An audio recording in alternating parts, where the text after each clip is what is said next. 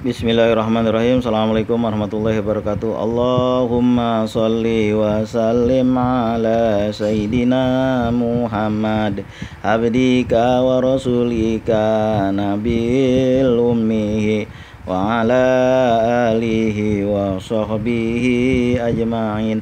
Menjawab pertanyaan saudara kita, Bang, bilangnya kan, kalau istri sholat rajin, sholat apa nih yang rajin? Kalau sholat 5 waktu kagak rajin, itu mah itu memang udah wajib, kagak ada rajin-rajin. Kalau sholat duha, sholat tahajud, sholat sunnah qobliyah ba'diyah, itu rajin, iya. Kalau sholat 5 waktu mana ada bisa dibilang rajin? Itu mah kudu wajib, kudu dikerjain. Nggak ada yang bilang rajin, dia rajin banget sholatnya. Setiap hari sholat zuhur, ya sholat zuhur memang kudu wajib tiap hari dikerjain. Kalau sholat sunat, iya tahajud misalnya, iya sholat duha. Sholat duhanya berapa rakaat? 12 rakaat. Nah itu baru rajin. Sholat tahajudnya luar biasa panjangnya ayatnya dibaca. Nah itu baru rajin. Kalau sholat zuhur, subuh, asar, maghrib, isya, itu ya udah asar, udah kudu, itu mah kudu dikerjain tiap hari, kagak ada rajin-rajin. Ya, mungkin maksudnya begitu, biasa banget sih masyarakat kita, tapi nggak apa-apa. Lalu kita ini sholat bukan karena kita pengen ini pengen itu, karena kita ini hamba. Pertama barang yang ditanya oleh Allah di akhirat nanti adalah sholat. Kalau sholatnya baik, semuanya akan baik. Lalu Bang, dia suka berselawat.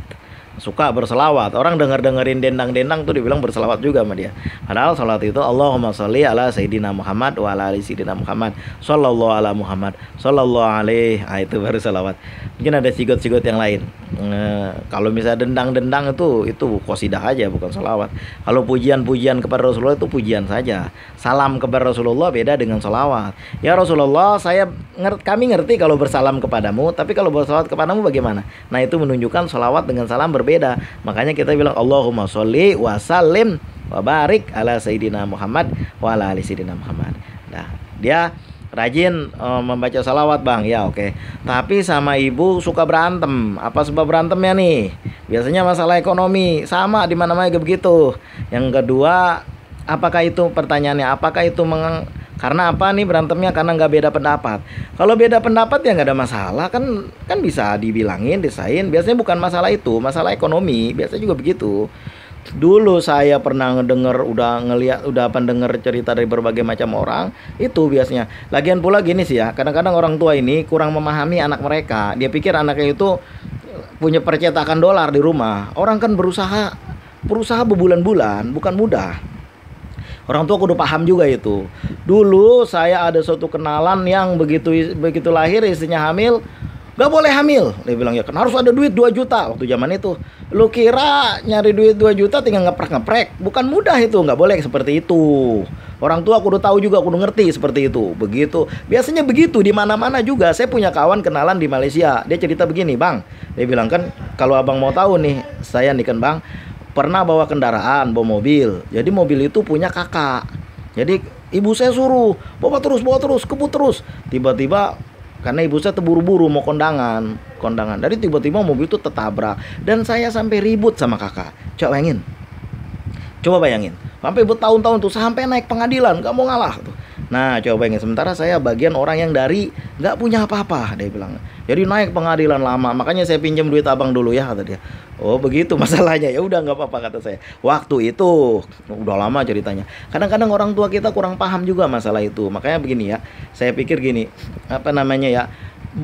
ada satu kenalan gitu kan, senalan bapak nih dulunya kolonel polisi. Jadi saya tinggal di tempat beliau. Ketika bapak itu udah nggak ada, saya masih menyambung hubungan baik dengan anak cucunya. Nah, saya datang ke rumahnya, lalu saya tanya tentang satu masalah. Dia telepon lah sama saudaranya, sepupunya aja telepon. Kak, dia bilang, kakak di mana? Kami masih di jalan, dia bilang. Itu ngomongnya cakep banget, baik-baik. Hati-hati kak ya, ini tuh segala macam. Bagus banget. Saya pikir bapak ini kenalan saya mendidik anak cucunya luar biasa. Tapi saya pernah dengar satu orang yang saling bentak satu sama lain sama saudara. Saling bentak satu sama lain. Astagfirullahaladzim, gara-gara masalah urusan recehan.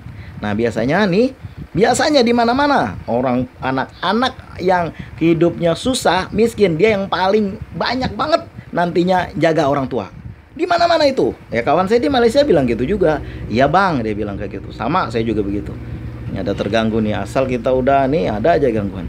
Jadi maksud saya Yang seperti itu memang menghalangi rezeki. Jaga hubungan baik dengan orang tua, dijaga. Kalau orang tua ngomel, biarin dia, diemin aja. Memang dia lagi ngomel. Makanya Mbah Mun, saya ada baca suatu tulisan yang ditulis pesan Mbah Mun, apa itu? Kalau kamu lagi marah, jangan ngomong. Betul. Betul itu saya pakai itu Mbah Mun bilang kan. Tulisan yang ditulis oleh orang lain, mungkin beliau berpesan, kalau kamu lagi marah jangan ngomong. Itu betul itu. Makanya kalau orang tua lagi ngomel, diamin aja. Saya punya saudara dulu, ketika dia masih susah, itu orang tuanya ngomel mulu tiap hari, tapi ya dia diamin aja, biarin aja, emak lagi ngomel, entar juga aja berhenti sendiri. Begitulah kira-kira, biarin aja, nggak usah diladenin. Kalau kamu lagi marah jangan ngomong. Itu kira-kira mesti dipegang sama kita, karena memang seperti itu. Nah, jadi memang itu menghalangi rezeki. Betul, dulu ada satu orang yang dia itu mau pergi berjumpa Rasulullah, tempatnya jauh, kalau jalan berbulan-bulan. Lalu dia bilang, "Nak," sama ibunya, "apakah kamu mau meninggalkan ibumu yang udah tua ini?" Kemudian ibunya bilang, "Nak, saya mau pergi haji, mumpung ibu masih sehat." Kata anaknya, "Gimana caranya saya bawa ibu pergi haji? Wong saya aja kagak punya apa-apa." Lalu dia usahakan untuk bekerja sebagus mungkin. Kira-kira buat apaan tuh? Itu dia beli anak sapi. Anak sapi itu kalau pagi dia gendong ke bukit, ke atas. Sama berbulan-bulan itu. Kalau pagi dia bawa lagi ke bawah, nanti udah sore dia bawa lagi ke atas, digendong anak sapi itu. Bulan makin bulan, umur sapi makin panjang, makin meningkat, badan sapi makin berat. Orang bilang apa? Nih orang gila kali mah. Kenapa? Anak sapi ngapain digendong-gendong? Sampai sapi itu jadi gede, dia gendong sampai ke atas. Kan dari masih kecil dia latih, dia bawa terus kan. Ternyata apa? Pada akhirnya kenapa? Dia pengen bawa ibunya pergi haji, dia gendong karena kagak punya uang untuk pergi haji. Jadi dia gendong ibunya untuk pergi haji. Jadi dia latihan dulu, sehingga Rasulullah bersabda kepada Umar bin Khattab, kalau nggak salah ya, saya sama Ali juga bersabda, kalau saya nggak salah ya, kalau kamu ketemu orang yang namanya siapa ya, saya lupa itu namanya siapa ya, saya lupa. Kamu minta doa padanya, engkau minta doa padanya. Sehingga karena pesan Rasulullah, Umar bin Khattab sampai pada masa pemerintahannya selalu bercari-cari, ada nggak orang dari kampung anu, dia bilang. Setiap tahun itu asal ada jamaah haji ditanya, ada nggak. Karena apa? Karena Rasulullah nyuruh minta doa sama orang itu. Gitu, ada ya khalifah. Ada nggak di antara orang itu yang namanya si anu, saya lupa siapa namanya itu. Wais Al-Qarni. Ya, Wais. Ada nggak yang namanya Wais? Ada ya khalifah. Kenapa khalifah? Dia orang biasa-biasa aja. Bawa saya ke sana. Ditanya, apakah engkau Wais? Iya, wahai khalifah, tolong doakan saya, kata khalifah. Tolong doakan saya. Khalifah Umar bin Khattab, setan aja kalau ngelihat dia lari. Setan lari ngelihat dia. Ini gempa bumi, diambil pecut, dipukul sama Umar. Wahai bumi, tenang. Apakah Umar memerintah di atasmu tidak adil? Tenang bumi. Lalu ketika sungai Nil kering, dikirimin surat sama Umar bin Khattab kepada gubernur Mesir, tolong ini surat sampaikan kepada sungai Nil. Apa ya, Umar khalifah ini bilang, kok surat disampaikan? Wahai sungai Nil, engkau adalah makhluk Allah. Jika engkau mau mengalir, kau mau berhenti, berhentilah mengalir. Jika engkau mau mengalir, mengalirlah dengan izin Allah. Dan malam itu juga sungai Nil naik airnya mengalir. Nah, jadi betul-betul luar biasa Umar bin Khattab itu. Tapi beliau minta doa sama anak muda yang namanya Wais. Karena apa? Doakan saya, kata Umar bin Khattab. Kenapa seperti itu ya khalifah? Karena Rasulullah menyuruh begitu. Ternyata apa karomahnya, dia itu begitu taat sama ibunya, begitu taat sama orang tuanya. Ya mungkin bang, itu mah orang tua zaman Uwais Al-Qarni, beda dengan orang tua zaman sekarang. Orang tua zaman sekarang kalau nggak ada duit, kalau nggak ada duit kita dilempar. Nah itulah, kita jaga semuanya daripada itu. Orang tua kalau ngomel, bawain aja ikan bandeng. Orang Betawi ngomong kayak gitu. Nah itulah, makanya kita jaga hubungan baik dengan siapapun. Kalau misalnya Bang Haji bilang apa? Keramat yang paling keramat bukan di mana-mana, ada di rumahmu. Makanya saya pun udah bertahun-tahun nggak pulang-pulang ketemu orang tua. Tapi saya dulu-dulu berusaha untuk selalu menyambung tali persaudaraan. Saya teleponin, saya WA-in, saya WA-in, saya teleponin. Kalau ada duit tuh tiap hari Jumat saya kirimin. Dari mana tuh duit? Bilang jangan dari gua ya. Biar ntar kalau dari gua mah kagak mau terima. Udah bilang aja dari mana kayak bilang ada yang ngasih, bilang kayak gitu kan. Ya jadi kumpul-kumpulin tuh duit dibalikin lagi. Akhirnya saya tahu emang apa itu duit tiap Jumat gak mau diterima. Emang siapa yang ngasih sih? Itu saya yang ngasih gitu. Wah dari lu baru gua mau dah. Kalau gua tahu dari lu gua terima dia bilang gitu. Nah itulah orang tua emang seperti itu. Makanya begini.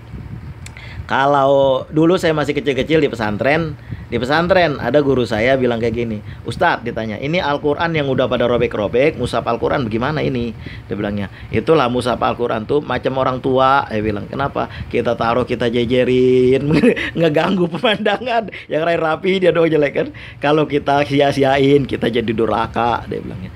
Itulah guru saya bilang kayak gitu, harus dijaga bagus-bagus biar gimana pun. Makanya kita kalau pergi saya lihat nih, saya sendiri ngelihat sekali-sekali aja waktu saya pergi ke mall-mall di Jakarta. Tapi yang banyak di Malaysia atau di Singapura itu kan orang tua itu dibawa sama anak-anaknya pergi jalan-jalan. Nah itu mereka hormat. Saya pernah lihat suatu daerah di Sumatera ini, saya lihat gitu kan, saya lihat satu kuburan itu gede-gede kuburannya. Saya tanya, itu kuburan apa itu bang?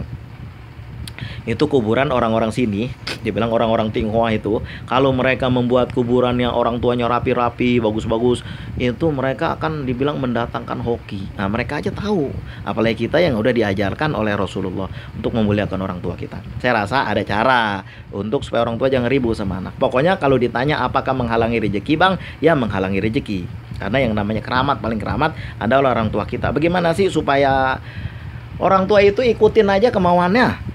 Orang tua mana mau dibantah? Kita kan nanti jadi tua juga. Saya pun begitu juga. Kalau anak-anak pada ngebantah, nih bocah pada bandel-bandel banget, dibilangin orang tua nggak ngerti. Kita yang masih mudaan aja udah terasa karena kita punya anak. Apalagi orang tua yang dia itu udah lebih senior daripada kita. Ikutin aja omongannya. Apa kayak cuma bilang ikutin aja.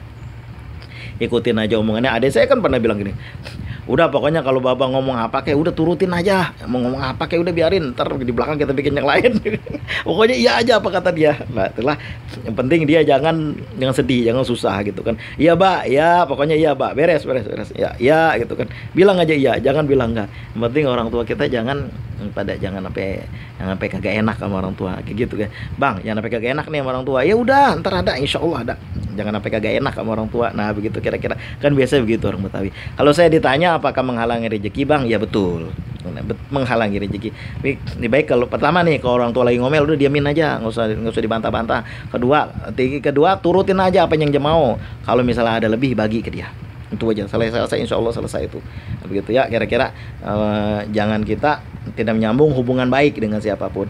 Biasanya dengki terhadap sesuatu itu bisa mengakibatkan amalan-amalan kita bisa dimakan oleh kedengkian itu, sebagaimana kayu bakar yang api yang memakan kayu bakar. Au kama qala Rasul kurang lebih, kalau nggak salah saya pernah dengar begitu.